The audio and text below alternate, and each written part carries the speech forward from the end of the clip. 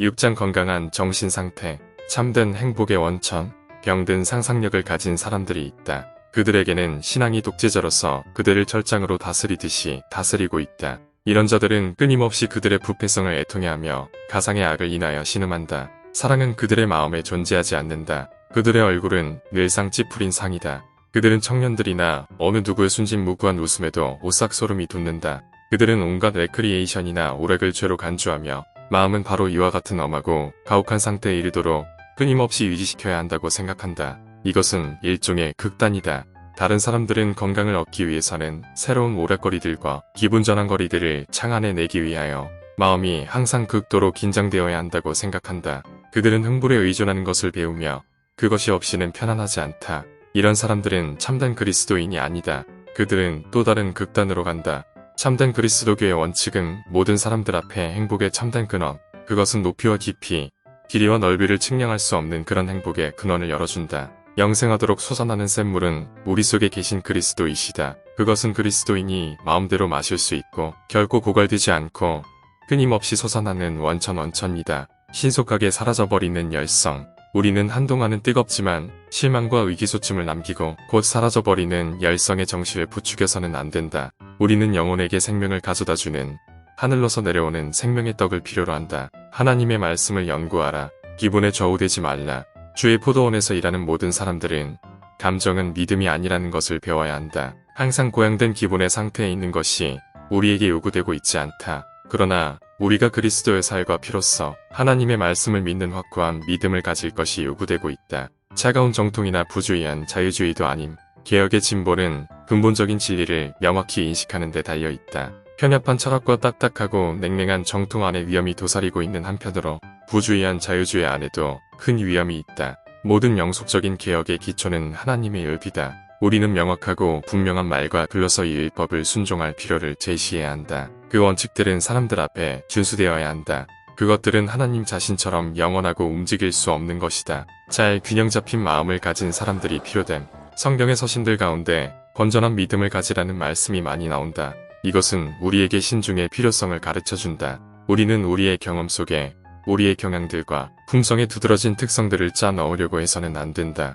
그것은 고귀하고 향상시키고 고상하게 하는 지혜의 원칙들을 잘못 나타내고 다른 사람들을 곁길로 인도할 것이다. 믿음의 건전성은 많은 사람이 깨닫고 있는 것보다 훨씬 더 많은 것을 뜻한다. 그것은 우리가 하나님의 말씀을 더럽히지 않도록 우리의 생각과 행동 가운데 존재하는 온갖 오류를 바로잡는 것을 의미한다. 오늘날 균형진 마음을 가진 사람들, 건강하고 건전한 그리스도인들이 필요되고 있다. 그리스도를 믿노라고 하는 사람들 중에 많은 사람들이 병약한 경험을 갖고 있다. 그들은 불리한 것은 어떤 것이고 견딜 수 없다. 그들은 조금이라도 무시당하거나 마음의 상처를 입거나 그들의 형제들이 마땅하리만치 그들을 자유롭게 대하지 않으면 낙심하고 만다. 위대한 의원께서는 그분의 무한한 솜씨로 그들을 회복시켜 건전한 도덕적 건강을 갖게 하려고 하신다. 그러나 환자들이 그분께서 제공하시는 처방을 받아들이기를 거부한다. 이 사람들은 하나님의 말씀을 잠시 동안 그들의 입장에 적용할지 모르지만 그 말씀을 행하는 자들이 되지는 않는다. 그들은 곧 그들의 천성적 기호에 맞지만 그들이 얻은 모든 것을 없애버리는 영향 아래로 들어가고 만다.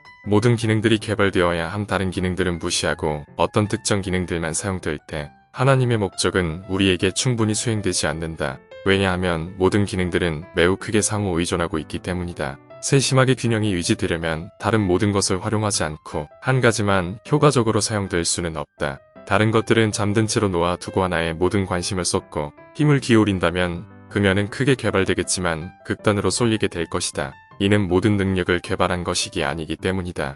모든 사람의 마음이 선천적으로 똑같게 만들어진 것은 아니다. 우리에게는 다양한 정신을 가진 사람들이 있다. 어떤 이들은 어떤 면은 강하지만 다른 면은 매우 약하다. 이렇게 현저히 드러나는 결함들은 존재할 필요도 없고 존재해서도 안 된다. 만일 그런 것들을 갖고 있는 사람들이 품성의 약점들을 수양과 훈련을 통해서 강화시킨다면 그들은 강해질 것이다. 마음의 모든 능력을 활용하라.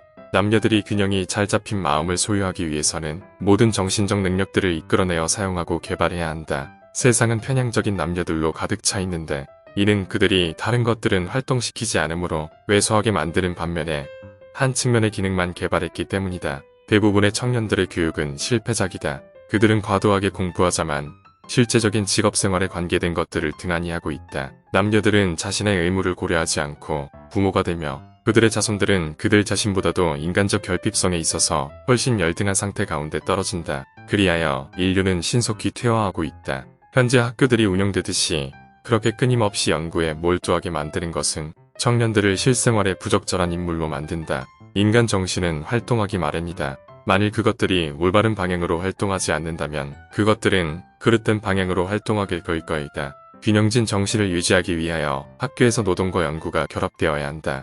향상의 수단은 모든 사람의 손이 미치는 곳에 있음. 명철이 있는 사람, 하나님이 주신 지성적 기능들을 식별하고 극도로 주의하여 개발시키는 젊은이들이 요구된다. 활용함으로 이 기능들은 증대되며 마음의 수양이 소홀히 되지 않는 한 품성은 균형이 잘 잡히게 될 것이다. 향상의 수단은 모든 사람의 손이 미치는 곳에 있다. 그렇기 때문에 아무도 그분께서 열매를 찾으려고 오실 때 잎사귀말을 드림으로써 주님을 실망시켜드리지 않도록 하라.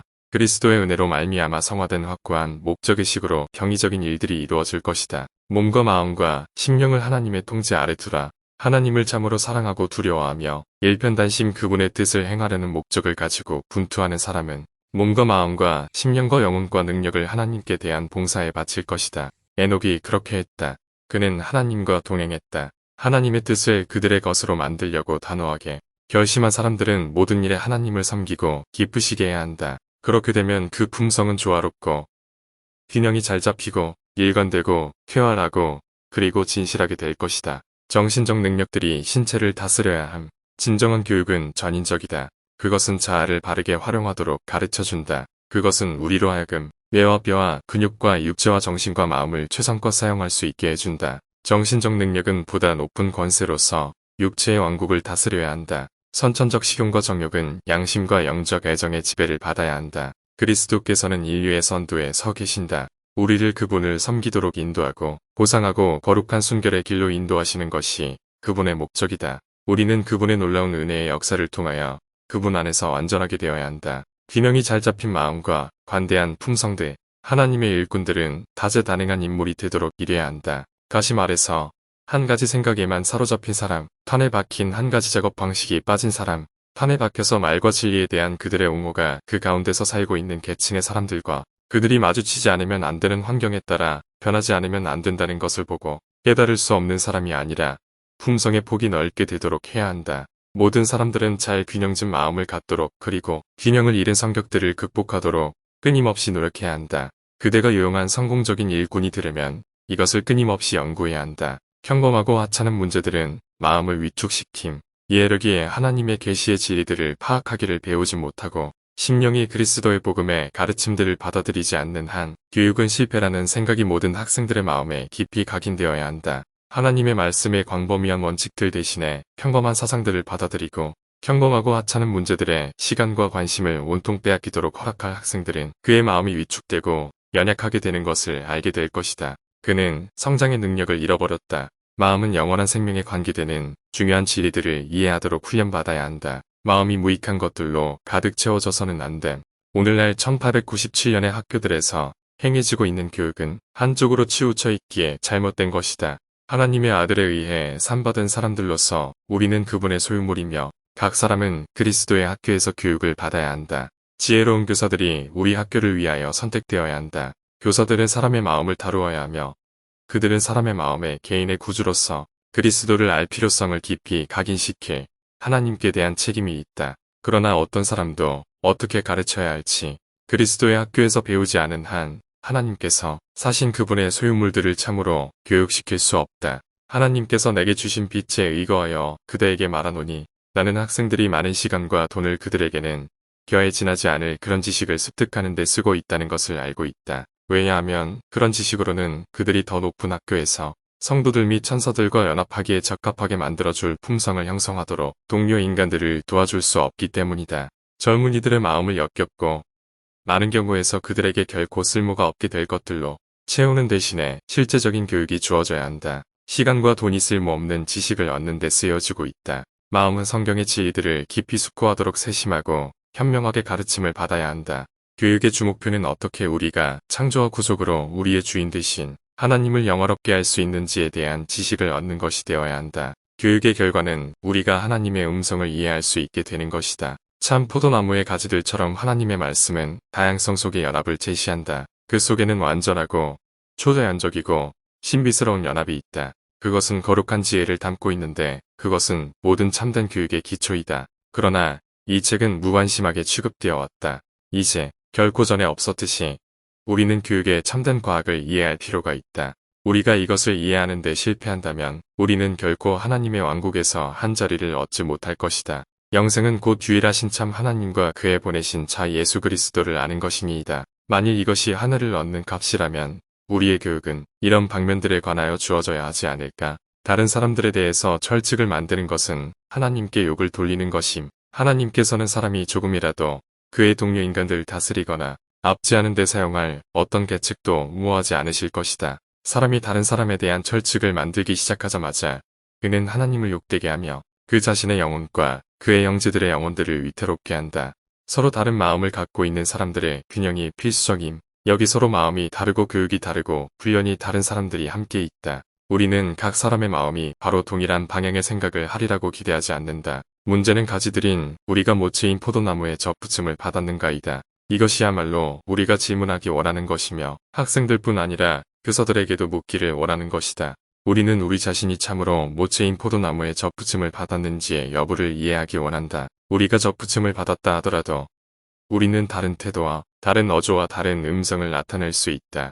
그대는 어떤 한 가지 관점에서 사물들을 볼지도 모른다. 또한 우리는 성경에 대해서도 서로 다른 견해를 가지고 있다. 성경에 대해서 반대한다는 뜻이 아니라 우리의 개념들이 서로 다를 수 있다는 말이다. 나는 내 마음에 친숙한 글들에 이끌릴지 모른다. 다른 사람의 마음은 그의 품성의 특성에 따라서 생각하고 견해를 취할지도 모르며 그리고 다른 사람이 보지 못하는 그것의 한 측면에 매우 깊은 관심을 보일 수 있다. 오술초와 백향목과 종려나무, 하나님의 모든 배열과 계획 가운데 남녀들에게 다양한 선물을 주시는 그분의 계획만큼 더 아름다운 것은 없다.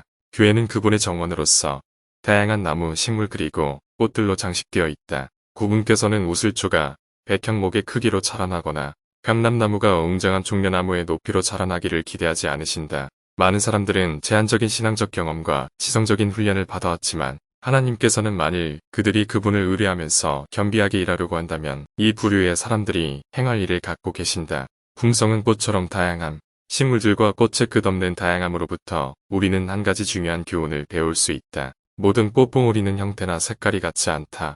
어떤 것은 치료 효능을 지니고 있다. 어떤 것은 항상 향기를 뿜는다. 다른 모든 그리스도인들을 자신들처럼 만드는 것이 그들의 의무라고 생각하고 공언하는 그리스도인들이 있다. 이것은 인간의 계획이지 하나님의 계획이 아니다. 하나님의 교회에는 정원의 다양한 꽃들처럼 다양한 품성들이 거할 여지가 있다. 그분의 영적인 정원에는 다양한 꽃들이 있다. 하나님의 선물, 하나님의 요구사항들은 양심의 절실히 느껴지게 해야 한다. 남녀들은 자제의 의무, 순결의 필요성, 모든 저하시키는 식욕과 더럽히는 습관으로부터의 자유에 대하여 일깨움을 받아야 한다. 그들은 그들의 마음과 몸의 모든 능력이 하나님의 선물이며 그분의 사업을 위해 가능한 최선의 상태로 보존되어야 한다는 사실에 대하여 깊은 인식을 받을 필요가 있다. 하나님은 균형진 품성을 원하심. 하나님께서 사람들을 견책하시는 까닭은 그들을 사랑하시기 때문이다. 하나님께서는 당신의 능력을 힘입어 그들의 강하게 되고 균형이 잡힌 정신과 품성을 갖게 되기를 바라신다. 그렇게 될 때 그들은 하나님의 양떼들에게 모본이 될 것이며 교훈과 모본으로 신자들을 천국으로 더욱 가까이 인도할 수 있을 것이다. 그렇게 되면 그들은 하나님을 위하여 거룩한 성전을 짓게 될 것이다.